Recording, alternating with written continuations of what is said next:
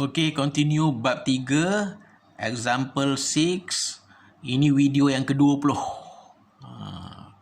Okey, tadi kita stop dekat sini. Okey, kita dah dapat mechanical power ni. Kan, maknanya mechanical power output di sini sama dengan input di sini minus losses di sini. Kita maknanya sini 48, sini 16. 48 tolak 16 dapat 32 kilowatt. That is the motor punya power, yang dotted line ni. Okey, sekarang in between motor punya power and net output, di hujung ni adalah hujung ni net output lah. Ni saya tulis PO net. In between the motor punya power dengan net output ada satu losses ni, friction and windage loss, PFNW. So kan, net output power equal to sini output, sini losses, sini motor punya power ni temporarily become input. So sini output, sini losses, sini input. So output equal to input sini minus losses sini. So maknanya net output power equal to the motor punya power minus friction and windage losses. Motor punya power kita dah dapat ni tadi, 32 tolak 3, 29. So kita selesailah kerja kita untuk cari net output power. Kalau kita tengok kan, in between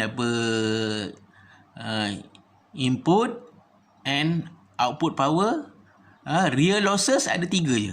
Ni stator loss, combination of SCL and core loss, rotor loss, dan juga friction and windage loss. Ini mengikut kepada soalan yang dibagilah.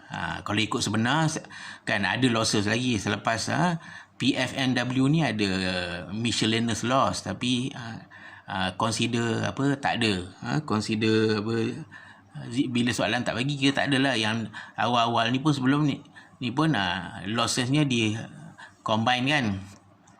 Yang ini seperti yang saya cakap kan, dia bukan losses. Kalau awak tak percaya kan, input ni 50, losses ini 2, 50 tolak 2, 48. Losses dekat rotor loss ni 16, 48 tolak 16, 32 kan.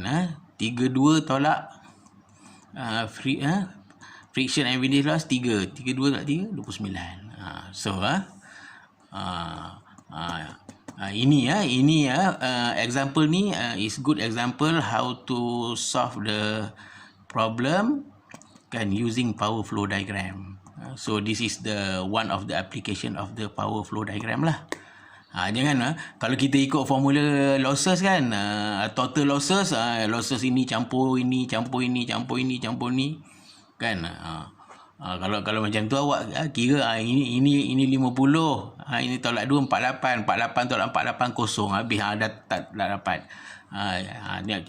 Contoh ini menunjukkan yang ini kan, air gap dengan motor ni bukan losses, dia hasilkan power dia sendirilah.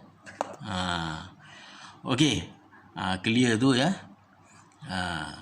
Ini bukan real power flow diagram. Ini saya simple, saya buat single line. Kalau real power flow diagram tu lukis elok-elok yang macam dalam modul tu. Nak lukis macam ni pun tak apa, tapi mesti tahu beza. Tengok kan, maknanya losses yang paling hampir dengan input, arrow dia kena panjang, sampai ke hujung arrow dia makin rendah ikut turutan. Ini panjang sekali, ini nombor 2 panjang, ini pendek sekali.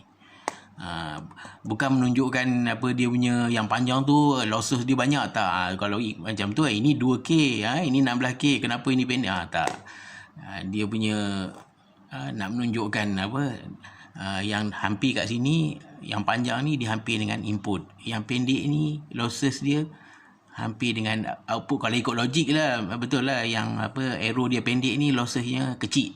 Tapi okey, kita look at nak cari nombor 2, efficiency dia. So bila kita dah dapat net output sebelum masuk tu maknanya daripada flow ni kita boleh dapat tahu okey nak cari output di sini, input sini minus losses sini. Nak cari output di sini, input sini minus losses sini. Kan? Nak cari output di sini kan input sini minus losses kat sini. So yang input ini dua-dua input ni is temporarily input lah. Kan dengan tujuan kita nak cari nilai dia, kita guna ini dengan ini.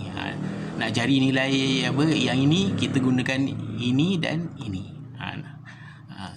Itu dia temporarily. Sebab apa? Dia kalau kita ambil overall from input to output, dia pun consider as a losses. Tapi dalam contoh ni kita tak boleh consider dia losses. Bukti kepada awak yang dia ni bukan losses. Cuma kita consider saja dia losses. Okey, next kita dah dapat net output power, input power kita dah tahu. Okey, gunalah formula efficiency. Kan, efficiency in percentage output power divided by input power times 100. Net output tadi 29 okey 29 over 50k. So kita dapat efficiency dia very bad 58%. So kan bila very bad ni semuanya rugilah. Efficiency dia patutnya efficiency kalau industri dia tak boleh less than 85%. Kalau tidak company rugi macam-macam. Ini with 58% ini bad efficiency because use a lot of current. Bila use a lot of current macam-macam boleh jadilah, cost tinggi. Lepas tu productivity pun jadi slow, take longer time to finish the job. Jadi bila take longer time tu semuanya rugi cost tinggi semua, productivity low dan macam-macam lagi.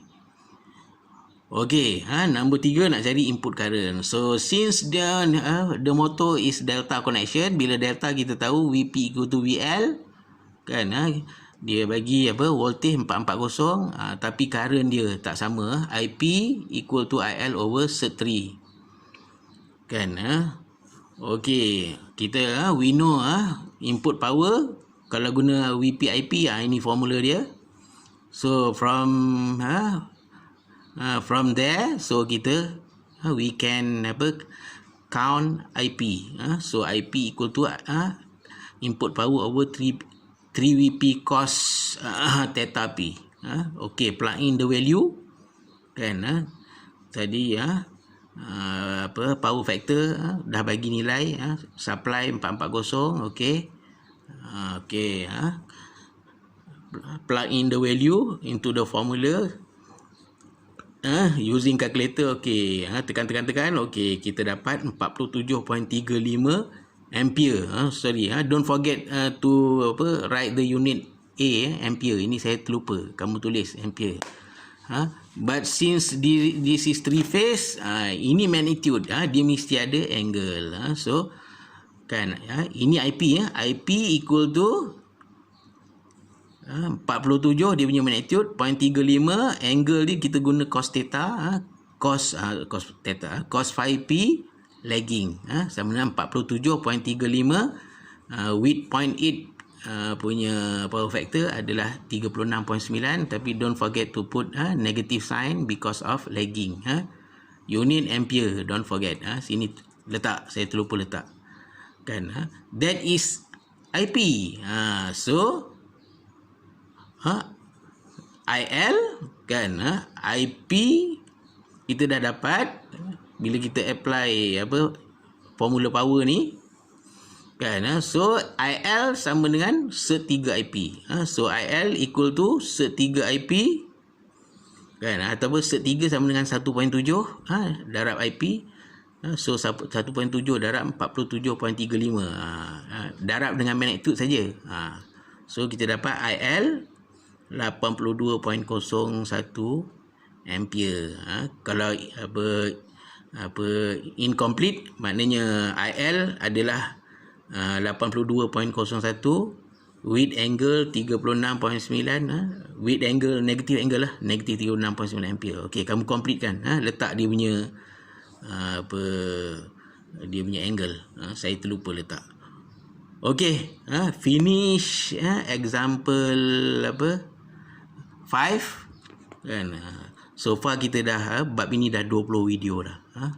So kita ada another 2 example to go, 7 dan 8. Okey, kita slowly lah kan.